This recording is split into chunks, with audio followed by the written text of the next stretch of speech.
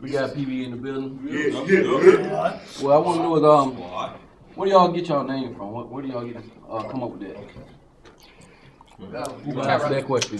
Say you answer that question. I got to answer that question. You know what I'm saying? It started back in '08. You know what I'm saying? The family, for the whole headquarters of Pure Green, we originally from Jersey. All right. And, you know, my father-in-law been down here for years, and my brother-in-law Diesel, he grew up down here with school and stuff down here. My wife migrated here from Jersey in '97, I think it was.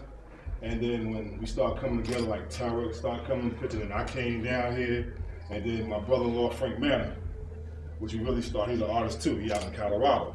Gotcha. And the name came up with him, one of his homeboys. You know what I'm saying? They used to rock out in Colorado, and I think, you know, I think he passed away or whatever like that, and Frank Manor wanted to use that name.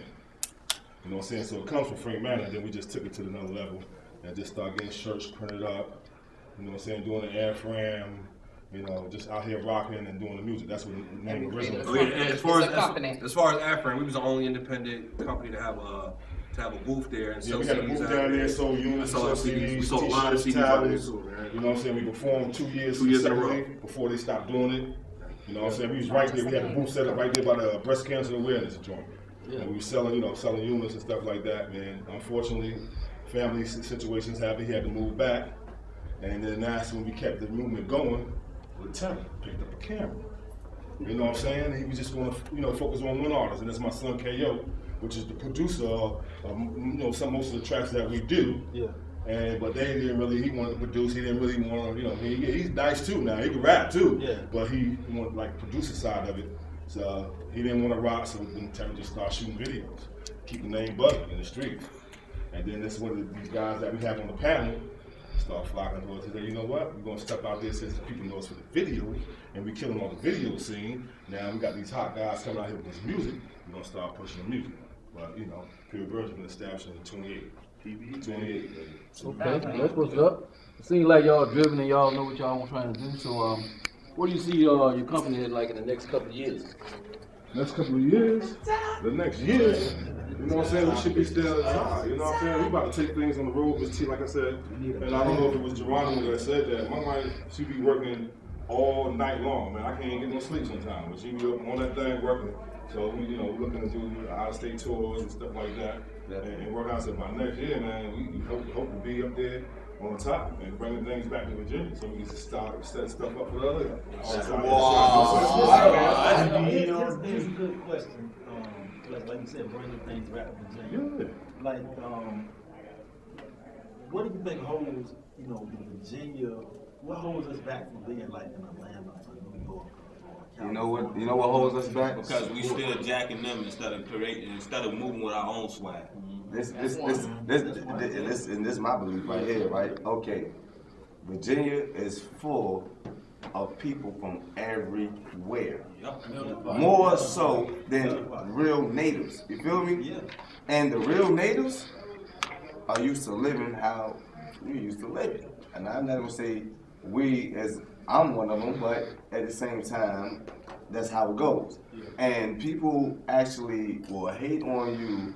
They'll smile in your face and all that, and then they hate on you behind your back because at the end of the day, they'd rather see themselves in that position before you. So at the end of the day, when it comes down to the natives, it's never going to be soul support like it's supposed to be. Yeah. All the support that comes to the people in Virginia that's actually doing this music and going hard and being professional about it, their support comes from people who are from other states. More than anything, they might have been here for 5 years, but it's still from another state, opposed to your homeboy that you grew up with half of your life that mad because he doing it too and he ain't as good as you. Yeah. That's how it goes. Like that's just what it is. Yeah, and like you look at it like you said, like Atlanta. They artists in their inner city, they work together and blow each other up. You get what I'm saying? Yeah. Like in Virginia, it ain't a lot of that. You get what I'm saying? They using their own swag. All us around here in Virginia talking about turning up, but that's a swag that came from Atlanta. We be talking about our own thing, like the dude from Richmond. He got Act act up or whatever, you know what I'm saying? Yeah. You don't see dudes walking around saying act up. You see dudes walking around dressing in skinny jeans like they do in Cali, but you don't see dudes walking around with a little chain and a big ring like Loyal to the Game talk about in they songs. You get what I'm saying? Yeah. So to me, that's the whole thing it is. You get what I'm saying? We need to take our own from our own roots. You get what I'm saying? Stop biting off of everybody else. You get what I'm saying? Because if we can do it, if Atlanta can do it, you get what I'm saying? Like at first New York had the whole scene and laughed Cali out. Now Cali get disrespect. You get what I'm saying? Then Cali and New York laughed Atlanta out. You get what I'm saying? But now Atlanta getting disrespect. You get what I'm saying? So it's just all what you gonna do in your inner city. They won't listen to us, all right, we'll blow our own city up. You get what I'm saying? So this way, when we blow our own city up, we gonna blow our state up. When we blow our state up, they ain't got no choice but to listen to us. There's only 50 states. Yeah, real talk. You get what I'm saying? Real talk. Like everybody who blew from Virginia, if you realize and you think about it, nobody really claimed a certain section or nothing. Like they didn't really push like that. You feel me? Like Exactly. it was just okay. This is where we from, but we didn't got on there. We ain't even talking about that no more. We on another page. You feel me? It's never bring it back home, and we gonna force the issue of how much talent we got here at home. You feel me? And that's what I intend to do. If I get when I ain't even gonna say if, because I know I'm going. You feel me?